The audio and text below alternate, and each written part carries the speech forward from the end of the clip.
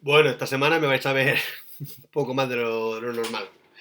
Bueno, pues ya habéis visto un poco lo que supone igual el final de la Edad Media, comienza la Edad Moderna, y la Edad Moderna habéis visto que comienza con caña, es decir, comienza con un montón de acontecimientos, tanto en la Euro a nivel nacional como a nivel internacional. Por norma general, lo de la reforma protestante os suele costar bastante, porque no soléis conocer nada de la religión en otros países, ni de las diferencias que existen entre un católico apostólico románico, un cristiano protestante o incluso los bizantinos cuando veíamos los cristianos ortodoxos. Así que, bueno, brevemente, un poco una aclaración.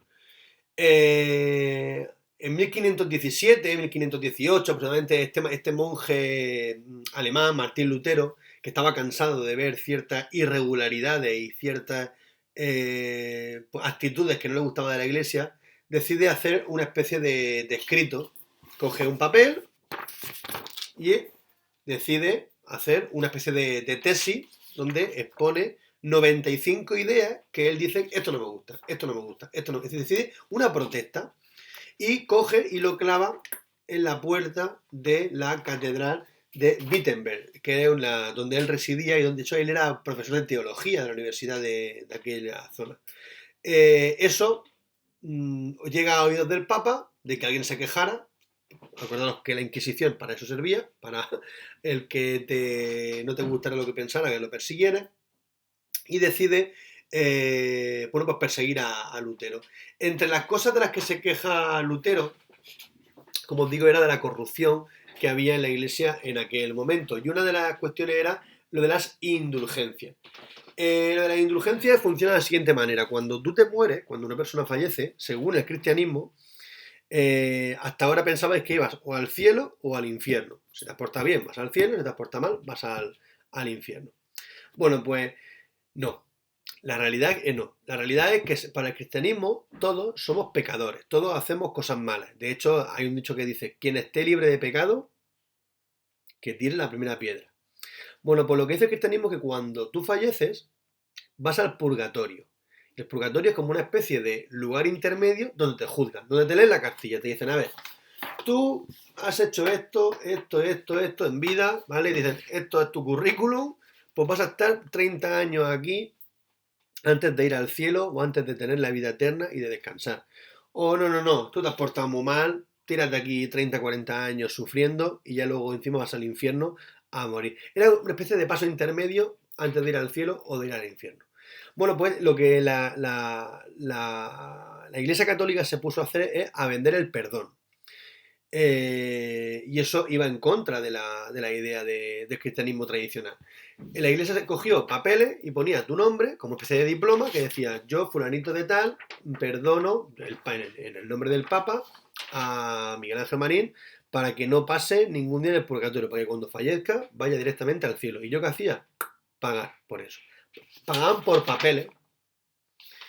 Esa idea cuando le llegó a Lutero y cuando la vio en su propio vecino o habitantes de Wittenberg, de donde él vivía, no le gustó. Y eso, junto con otras cosas que había visto en sus viajes a Roma, decidió quejarse y manifestarse de lo que estaba ocurriendo en aquel momento. Pensar que toda esta venta de perdones se hacía tanto para los vivos como para los muertos. Imaginaros que tú querías sacar a tu abuelo o a tu madre o a tu padre del purgatorio. Pues tú llegabas allí a la iglesia y le decías, mira, tengo tanto dinero, ¿cuánto puede ser esto? Pues no te preocupes, con este dinero va a salir ya del purgatorio y se va a ir al cielo directamente. Claro, era una manera encubierta de sacar dinero y de obtener grandes ganancias. Pensás que en aquel momento se estaba construyendo lo que era la actual ciudad del Vaticano. Los papas, como os digo, eran gente que acumulaba grandes riquezas. Y todo esto supuso que primero Lutero, luego Calvino en Francia o Enrique VIII en Inglaterra, pues se levantaran en contra de la Iglesia y comenzaran la llamada Reforma Protestante. Esta reforma en la Iglesia supuso un problema muy grande. Por un lado, un problema de fe, de que hizo que la gente ya no creyera tanto en ellos.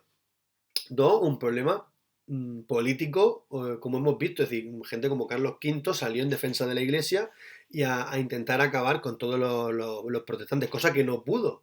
Cosa que al final Carlos V tuvo que reconocer que quien quisiera ser protestante, que fuera protestante, quien quisiera ser católico llamado romano, que fuera, es decir, un poco el respeto de la religión. Y luego también supone todo esto un problema de renovación. La Iglesia tuvo que hacer una reunión, que fue el Concilio Vaticano I, donde reunió a los grandes personajes de la Iglesia, a los grandes pensadores de la Iglesia, a los obispos, el Papa, toda esta gente, y durante casi 20 años estuvieron debatiendo sobre cuál era el papel de la Iglesia en ese mundo. A día de hoy eso sigue ocurriendo. Una vez cada 50, 60 años, la Iglesia tiene que adaptarse a nuevos tiempos y dice, bueno, pues a partir de ahora esto vamos a cambiarlo, a partir de ahora vamos a cambiar lo otro. Es un poco el renovarse o morir. Pues la Iglesia en el siglo XVI o se renovaba, y eso fue la contrarreforma, es decir, frente a la reforma de Lutero y compañía, pues tuvieron que renovarse y respondieron con una serie de ideas diferentes.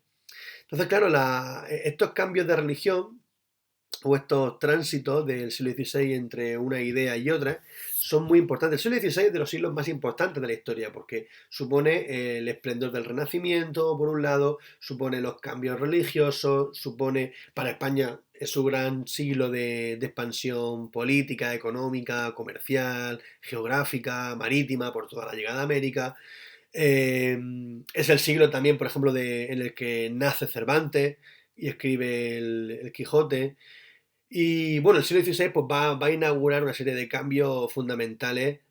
Uno de ellos, pues como hemos visto, lo que es la llegada de una nueva dinastía, lo que es la llegada de Carlos, que ya no pertenece a una dinastía en España, sino a una dinastía extranjera. Son los Austrias o Habsburgo, como se llama Carlos. Carlos tiene dos nombres, Carlos I de España o V de Alemania, porque por parte de su abuelo había heredado, como hemos visto, el imperio. Y bueno, y esto sería lo de esta semana. Hasta luego.